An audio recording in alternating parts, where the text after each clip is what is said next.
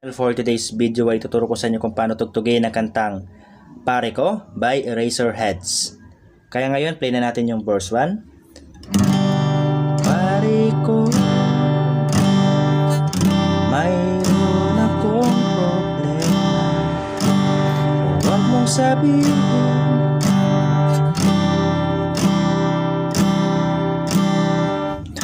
huwag na nating idaan.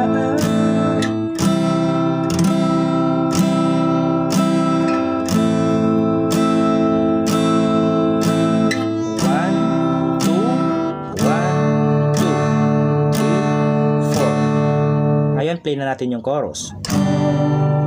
Diyos ko, ano ba naman